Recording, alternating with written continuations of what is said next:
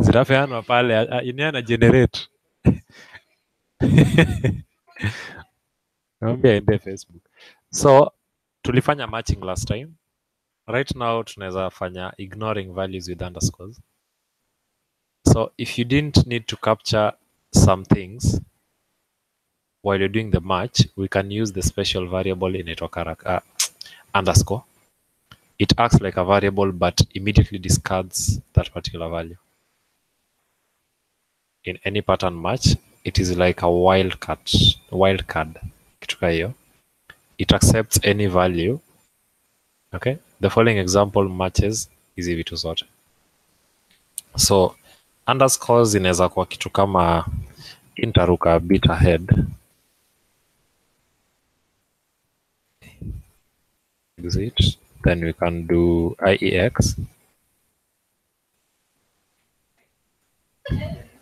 No, yes, always. Clear. Okay, we can start with defining.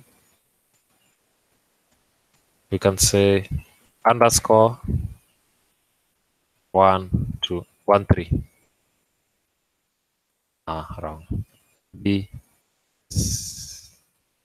A, B.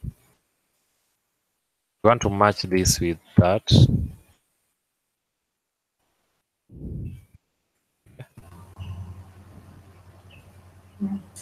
The value of A will be? The value of A will be 3, the value of B will be 5. Singa? B will be 5. Now, if we did what we were doing last time, 1 to A is 1, 2, 5. A will be 5. What if we don't care about the first two? We just want to get the third. So whatever the value of this is, hatutaki kujua. Tunataka tu the third value. Sawa? So tutasema ignore that, A.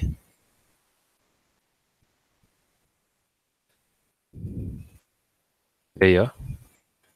So iwe 3, 4, 5 itakuwa tu hivyo. Yes.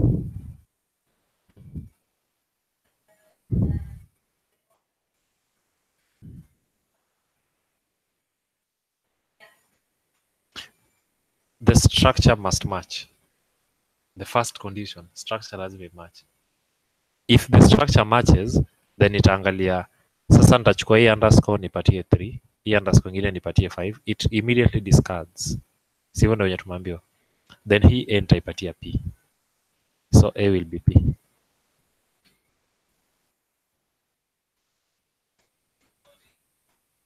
Okay.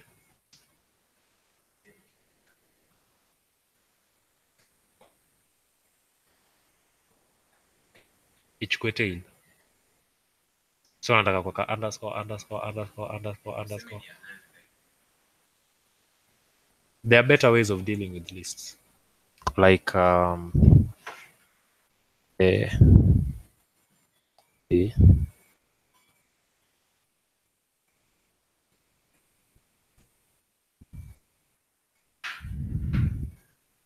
hivyo.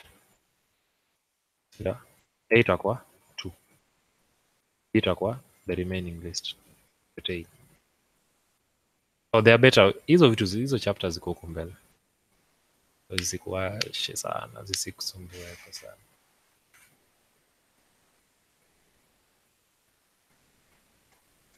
So hizi sasa tulikuwa tunaangalia the underscore. Sawa.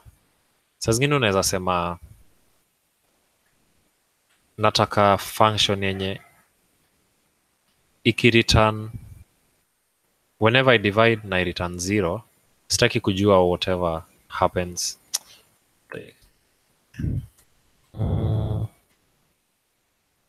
Try kufikiria the best explanation ya hii. Nataka kudefine a function edit Mouse yangu imeenda wapi? Nafanya nishike mapaja hapa. Thank you.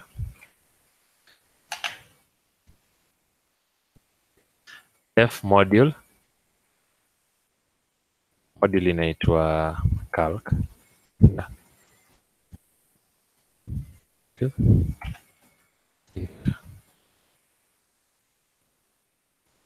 In Elixir.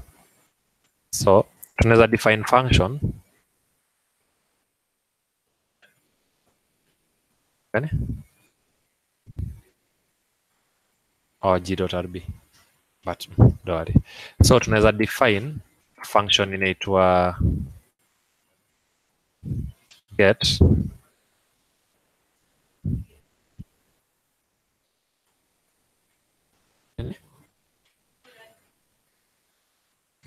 sawa.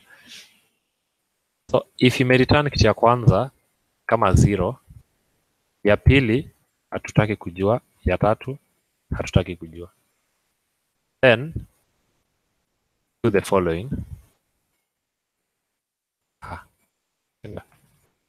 Then again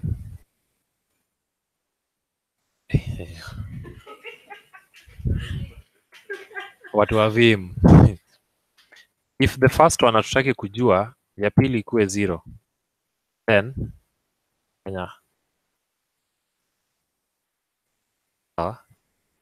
hii ndio sum of the applications za underscore. Ya kwanza lazima ikuwe hii, ya pili lazima ikuwe hii, ya tatu inakuwa hii underscore. Ate? Si inamaanisha if the first one ni hivi, then if hii hata ikuwe 33 ikuwe 45, hii whatever it is, as long as hii ya katikati ni 0, itakuwa inasema ho. Gani? Hii syntax iko huko mbele.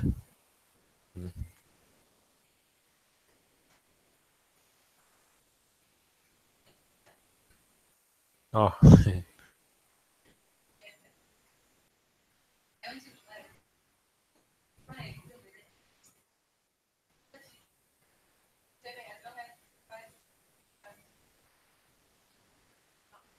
First test aje?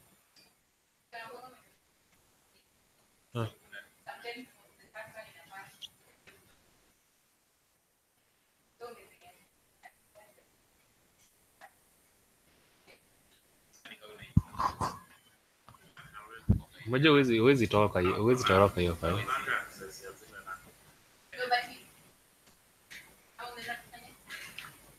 Sidhani. Unasema kuignore.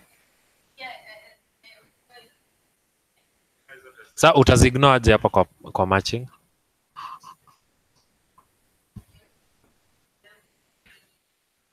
Underscore.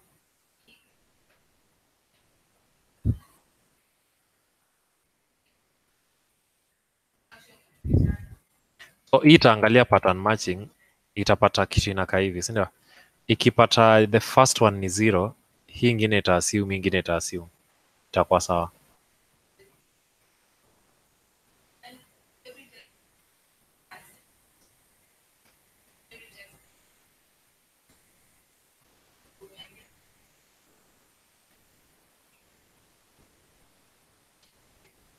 I don't think so, because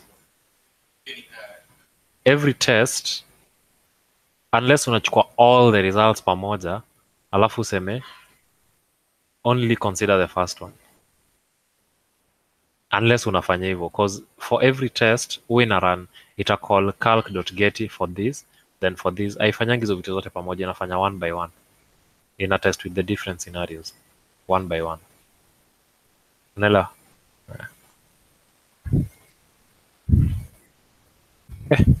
Okay. Variables bind once per match. We talked about this. Sinda?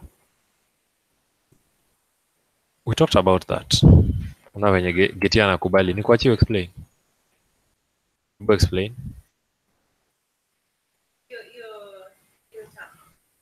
The variables bind once per match. Like if I have a table and I have a match, 1, 2. Ngoja, so ni kitu kai A and B. alafu niko na match 1,2. Okay, mi narudia tu vitu anasema, ndio hiyo. A ni 1, B ni 2. Okay, So I think hawezi match AB list hivyo A alafu koma B. Okay, equal 3 4 hivyo itawaka. Sikia Kevo pia ako na psych.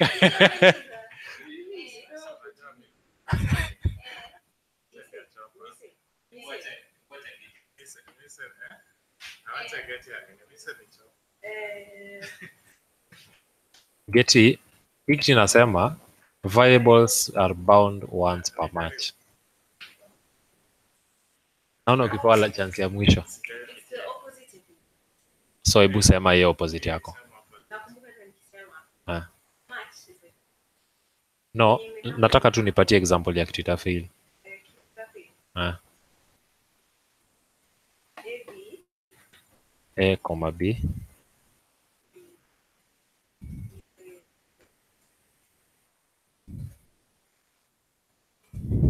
BC. Hiyo si juu ya nini, haita fail juu ya bound per match. variables of bound one match mean in every match is a scope limit. Variable zenye zimekuwa bound hapo ukienda kazi kwa then one are not valid. Enyewe umejaribu. Umezunguka. Nasema enyewe amejaribu kuzunguka. Nilionyesha example.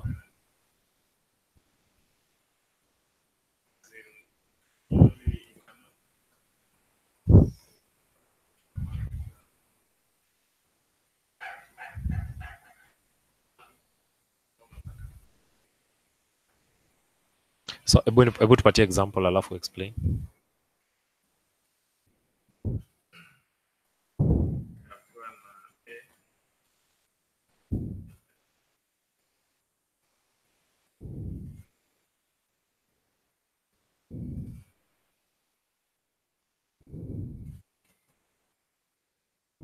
Ni Kenya umesema.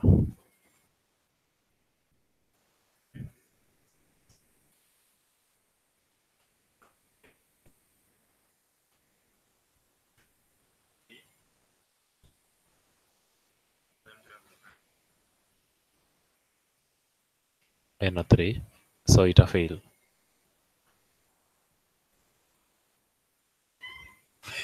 Hata singefinya.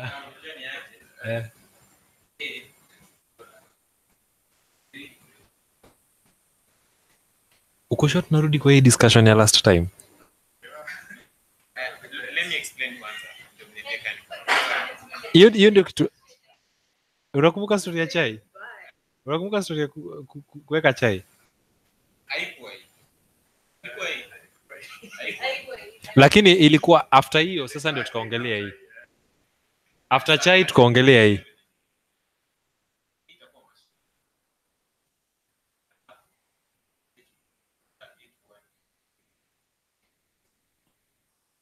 Soma hii.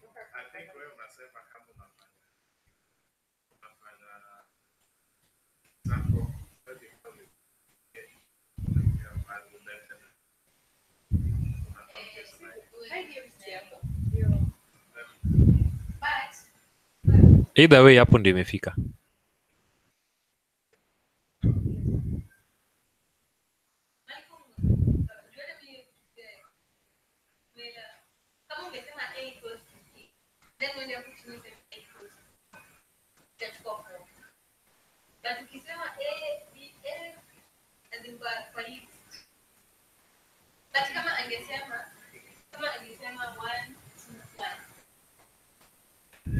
So tukuja hapa tufanye 1 1 hivyo.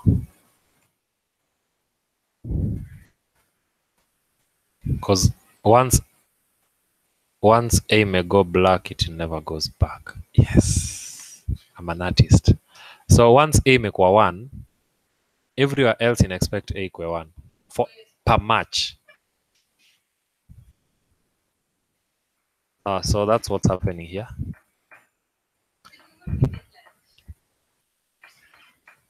The first expression succeeds because A is initially anarudia vitu tulishasema. Okay. What if you instead want to force Elixir to use the existing value in the pattern? So that's why you use the caret. So in Elixir, we call it the pin operator. Any one, then any two. Sina. Tufanye 1. Sina. Tunaweza reassign to 2. What if tunataka kumwambia wewe lazima ukuwe 2. Tukitaka kukupatia 3 ukatae. Tunamwambia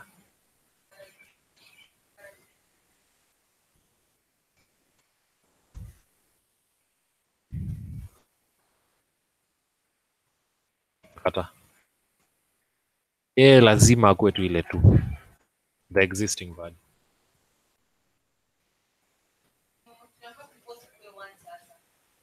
Ate? Hatuwezi force ikuwe 1 juu sahi any 2. So we can only match if it is the existing. Ate? Unaiforce match the previous value. No, the previous is 2. So ukisha reassign sasa hiyo ndio the value. So if you try to make it 3, then the previous is 2.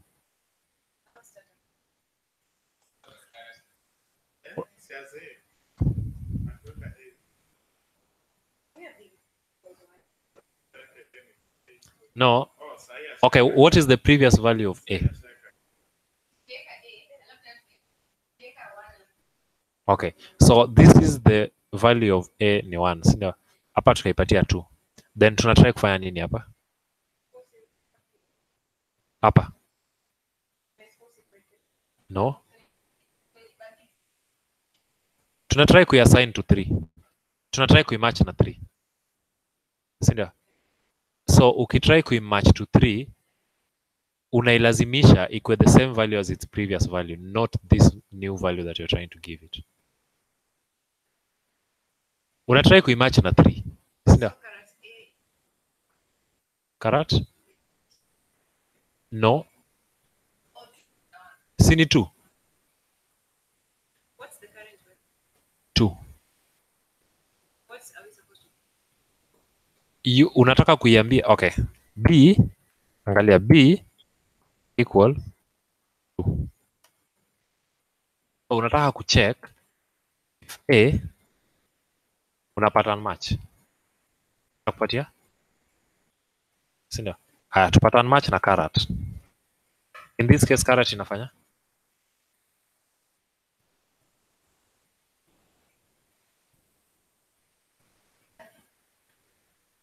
Inaambia A lazima ukuwe tu ile yenye ulikuwa na ucheck kama ni same na ya B.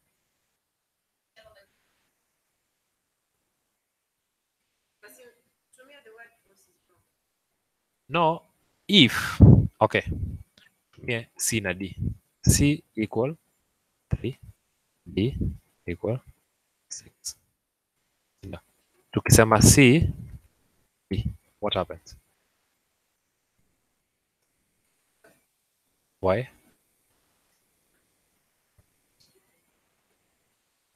Na C 5. So mbona inakata ikiwa D?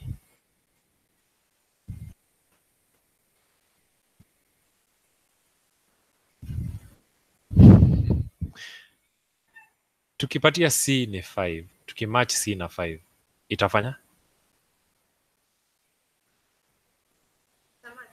Itamatch. Na tukisema D?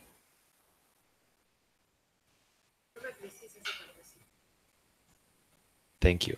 Now what if unataka kuiambia lazima nyinyi wote match? No, lazima C ibaki C na D imatch hiyo value ya C. Unaiforce match. Kama haimatch then achana nayo. Ate? Okay, hii ni match, si ndio? But kuna ile kuiforce lazima ikuwe the same na the existing value. You're forcing the match to be the same as the existing value.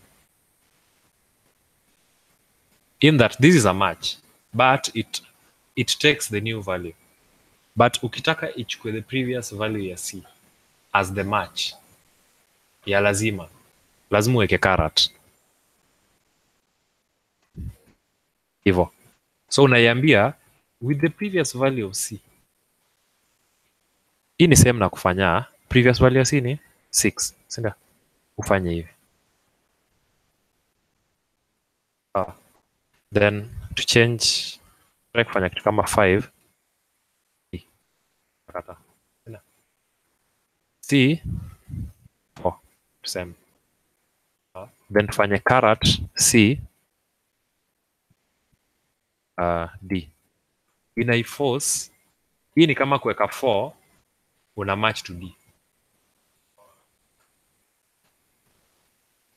Same error. Unaona hapa?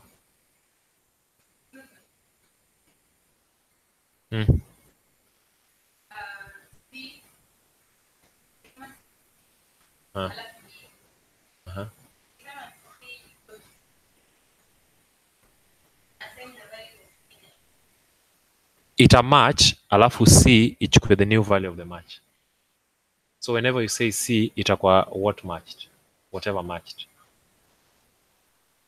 But if unataka kuiambia tutapatiaje nini?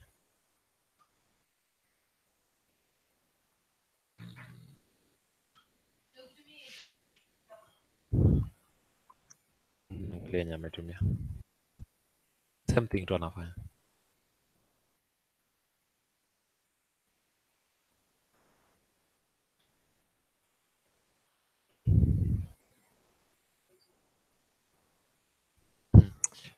Acha tufanye hivi, tuanze upya.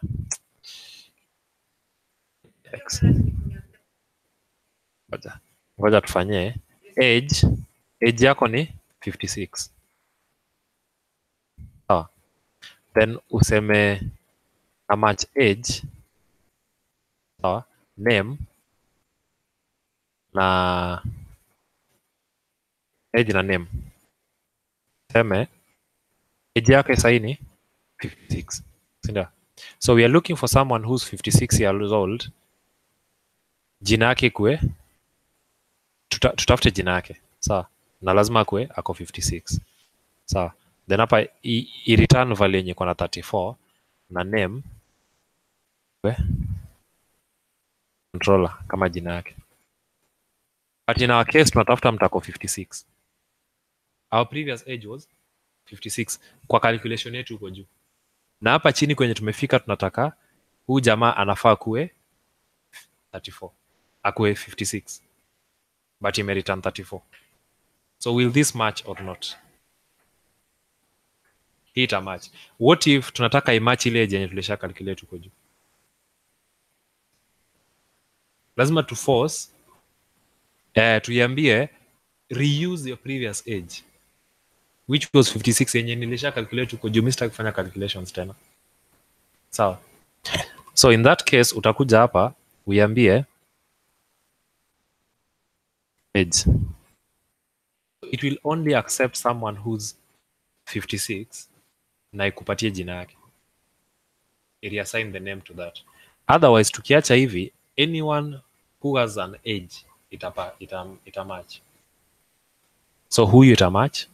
Ndio, age itakuwa 34. The next result itarudi na mtako 43. Inaitwa controllers ita match. But sisi tunataka msewa. So na sasa hii nini hadi age. So let's set age to 89. We only want 89-year-olds. We want their name. How do you do that? Utakuja hapa umwambie please use your previous. Juu watu kaangalia hapa, angalia age utapata 89. So nataka tutumie the previous, hivyo itakata, haita match. unless hapa ikwe 9. Hapo sasa itamachi kwambie name ni plus. We are forcing a match. On the previous one, we were not forcing a match. Try to force, but it's force something is to make it more. Pale nasema ni to force ichukue value tunaiforce. Ni kama mnasema tunaiforce ichukue ile value. Fine. H not the current H and what is the normal?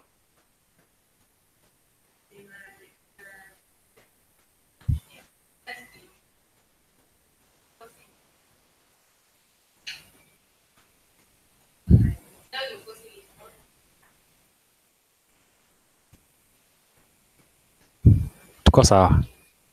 So kulikuwa na option ya kufanya hivi. What's the difference nikifanya hivi?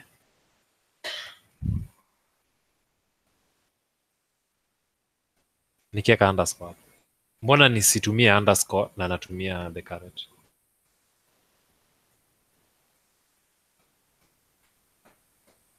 Ate? We don't really want the value. Hatujaitumia. Okay. So the difference between kutumia the current hii, between kufanya hii na kufanya hii itakuwa wapi?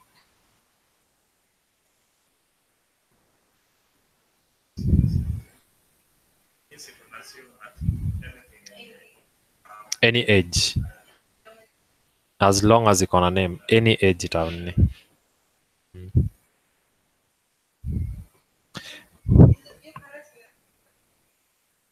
What?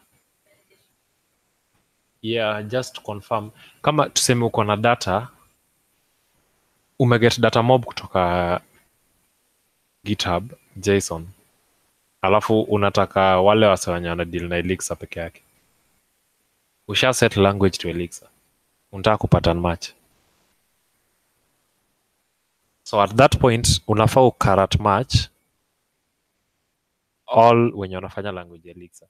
On the next one, the language ina change inakuwa TypeScript. Unataka kupattern match. Juu the moment ushai set umeiset, ndio. Ndio unataka kupattern match na huku. Utafilter only wenye wana match hiyo nini. No kwa language. Haya basi. Nini? Nini ya? Oh.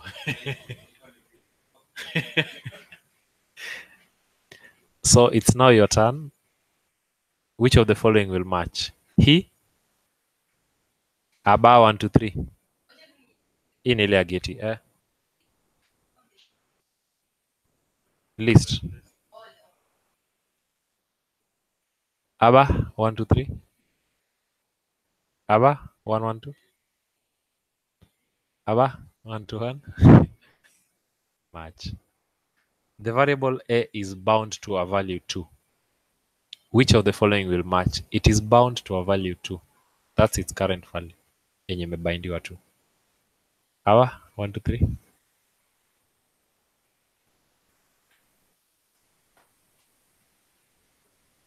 Itafail. Aba 1 1 2.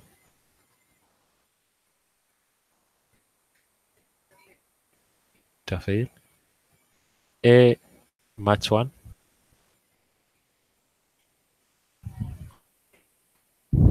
Itafail. Carat 2. Tapas. Carat 1. A1 itapass. Current A2. Current A1.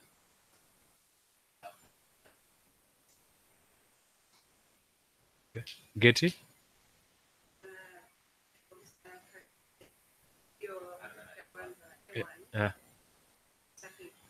Itafail. Hii. Mhm.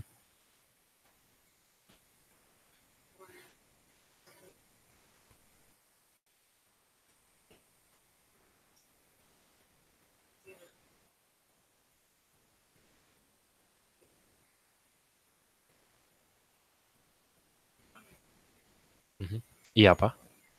Okay. Mm-hmm.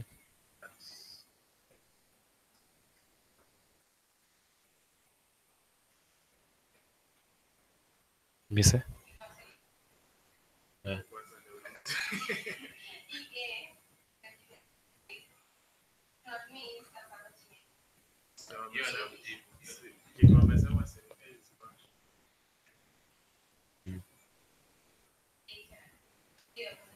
Hii hapa. Aha. Mhm.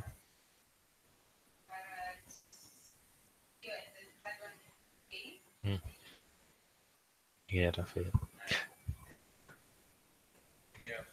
Uko peke yako? Kila mtu ako peke yake.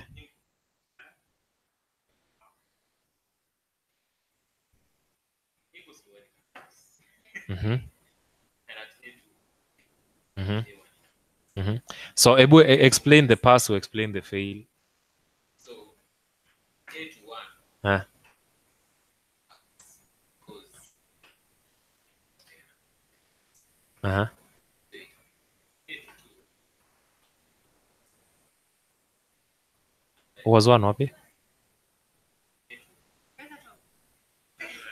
No, tunaweza mdirect. Consider every line as new. Si ndio alikuwa anauliza? As a new line. No, for every line A is bound to 2.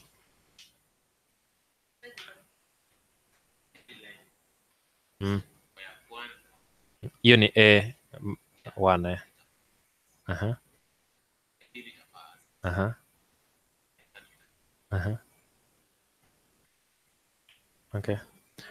Na nyinyi?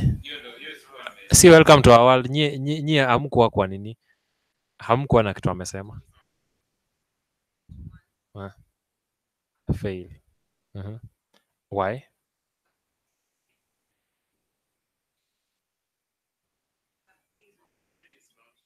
Mhm.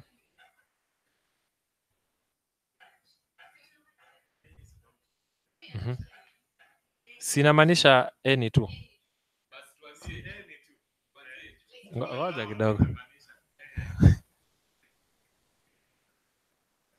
No, inamaanisha bound to 2 inamaanisha tukisema at this point tukiweka A alafu tu match na 1, A itakuwa bound to 1. If the next line tuende tuseme A to match na 3, A itakuwa bound to 3. Ni hii ina bind eh.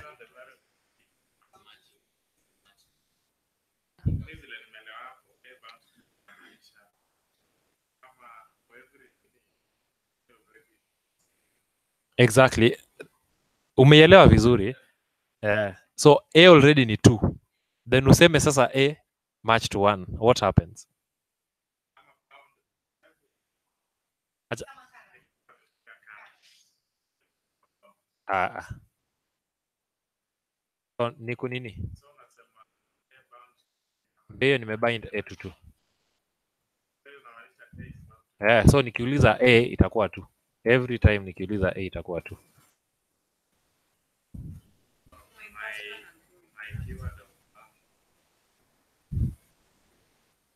Mhm.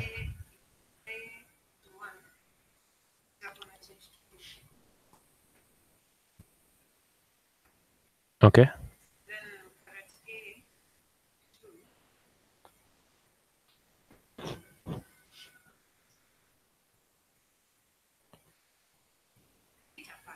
Mhm.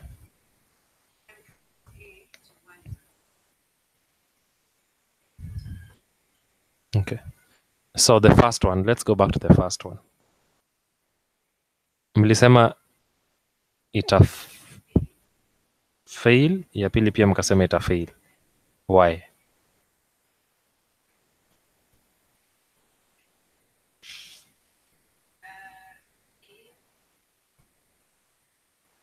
Mhm.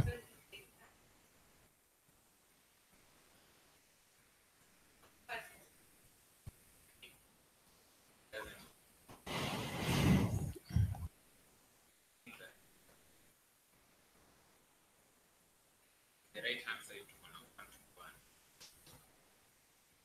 But have 1. It doesn't matter it. That's too much. Ya kwanza itakupata Kwanza itapasa. Mbona ya kwanza ifast na ya pili ifei? Ya kwanza. Ya kwanza Ngoja mise, hebu jitete. Ah.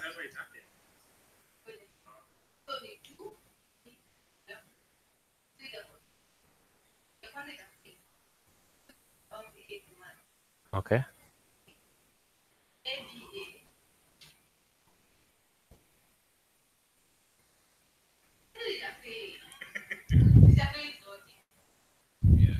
On ground that A is already 2, ama? Okay. Exactly. I matter the previous value of A.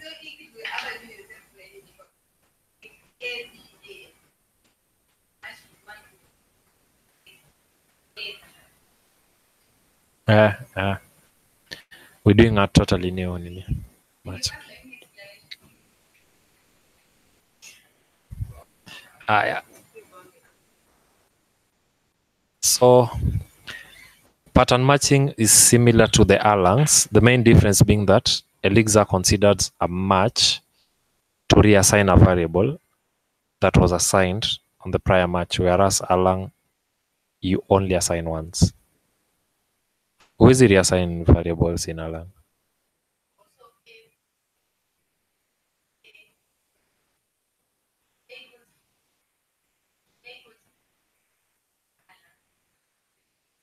Alafu variables in Erlang zinaanzanga na uppercase.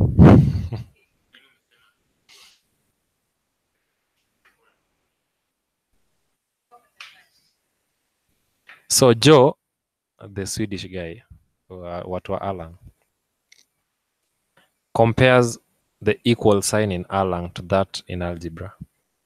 When you write x equal a plus 1, you literally not assigning a plus 1 to x. You just checking, you just asserting, you confirming that whatever the value of x, it is the same as the value of a plus 1. That's the normal algebra. Ati?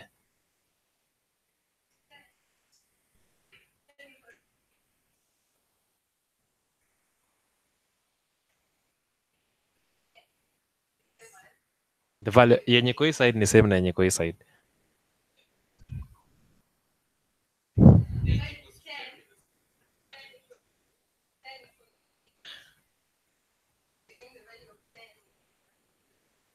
How assign his side to his side. Sawa. So you're not assigning a plus 1. Instead, you're simply asserting that this side and the other side have the same value. If you know the value of x, you can work around and get the value of a and vice versa. That's true, sindio? So I think hiyo pia ndio na prove point yetu ya a pattern match na hiyo it assert that they're okay. Yeah. So you know the left side but you don't know the right. So what do you do? Unasema since hii ni 2 na hii haina anything, unapatia huyu, sindio? Hii hapa you're just asserting, sindio? Then una confirm tu juu unajua hii side ni 2, then hii side itakuwa una assert that zinatoshana, sindio?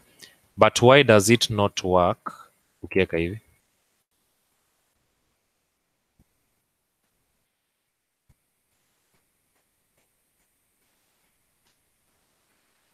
Oh, I think I know why. When you say y equal x plus 10, you at least need the value of y.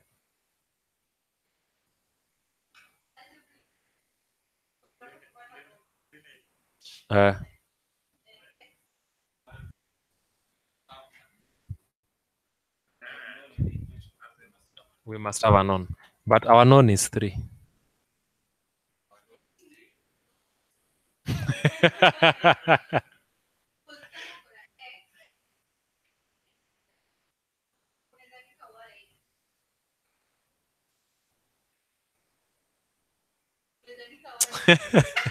in terms of x.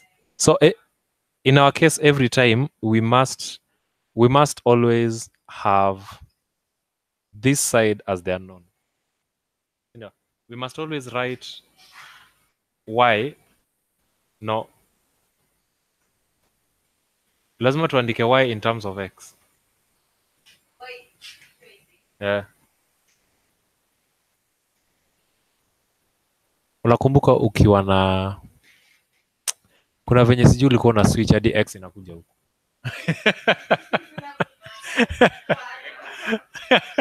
Sasa hiyo ndio lazima tufanye hapa, just so that if the unknown iko hii side italeta errors. The unknown inafaa ikwe, lazima uwe work around uweke the unknown iko hii side ingine.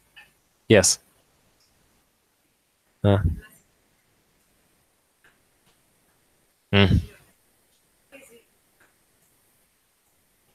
Ngoja c equals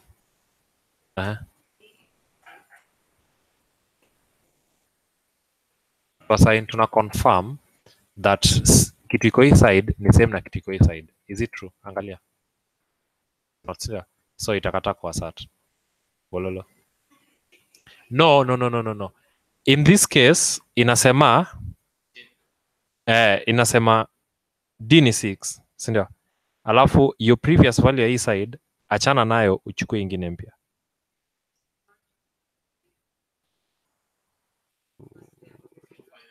Unafanya hivyo.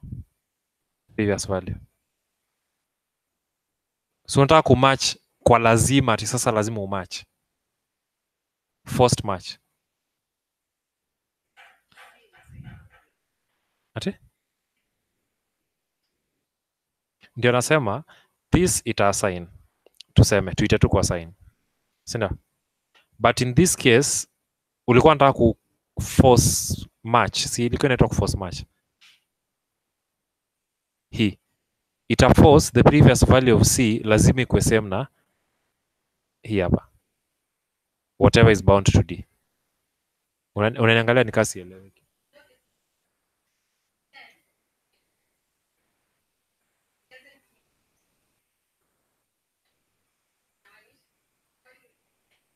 Ni same na the value yenye kwa hii side.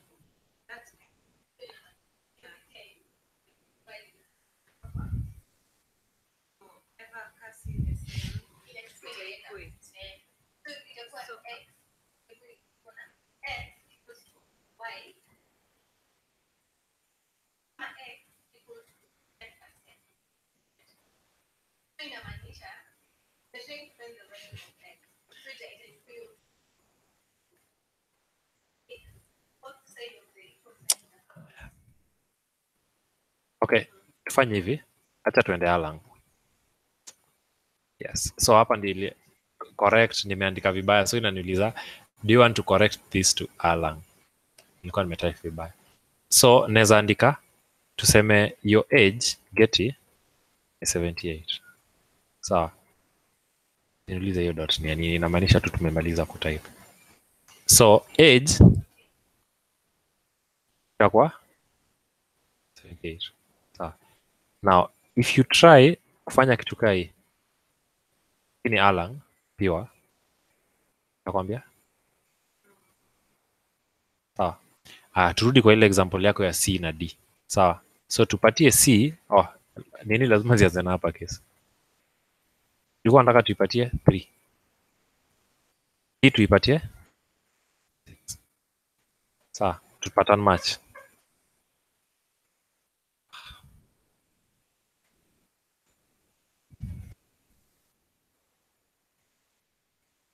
Takata.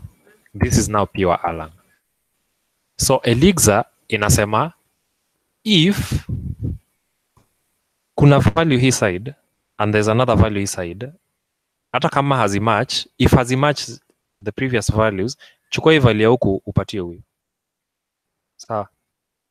So if D was 6 and C was 3, it abound the new value of C to the value of D. But if you want it to behave venye na behave kwa along, unaweka caret. Ndiye itakataa, itasema hapana, mimi value yangu haitakuwa hiyo.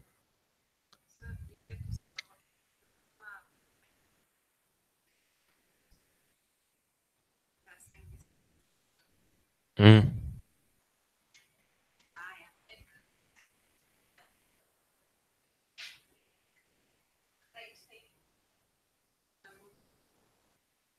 Yes, on Elixir, yeah. If aliko huku nditapewa huku. And I think Jose alifanya hivi. Jose alifanya hivi just to make it easier for developers wamezoea ati nikifanya hivi na assign ikuwe easier for you. Sawa. Haya, tumejipata Alan.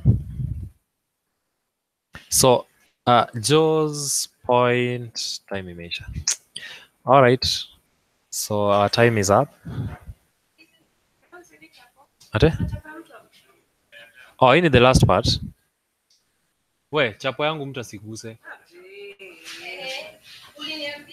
Nimekubaia moja. Ngoja tuendi broadcast kwanza. No, tunaendi broadcast.